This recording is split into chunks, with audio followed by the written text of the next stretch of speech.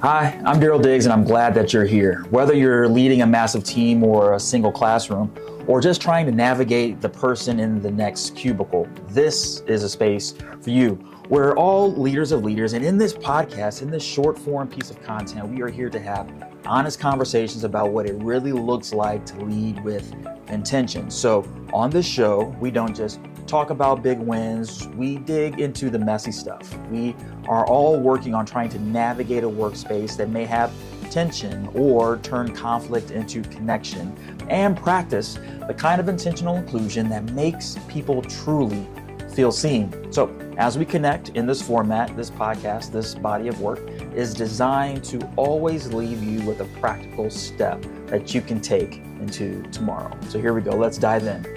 So let's start with this. What tension have you been feeling but not naming? Because unspoken tension doesn't disappear, it compounds. A few years ago, I walked into a meeting and the air felt really heavy. No yelling, no drama, just quiet resistance. I told myself, it's nothing, it'll all work out. But then 2 weeks later, that nothing had grown roots. By the time it hit my desk, it wasn't a blip, it was a crisis. And I realized if you don't name the temperature names you.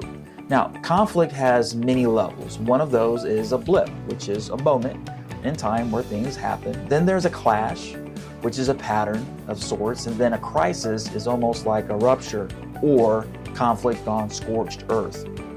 Now, leaders, we tend to get into trouble when we treat a crisis like a blip or a blip like a crisis. So ask yourself, what behaviors am I actually seeing?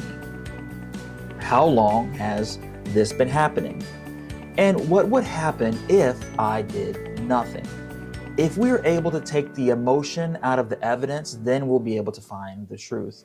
And so in application, think of one tension that's happening in your organization or on your team. Name it honestly, then match your response to the level. If it's a blip, how about we put in a quick check-in, all right, see what the temperature is. Or if it's a clash, all right, we need a real conversation there. But if it's scorched earth, if it's a crisis, then we need a structured process on navigating that conversation. So team, leadership isn't about reacting fast. It's about responding right.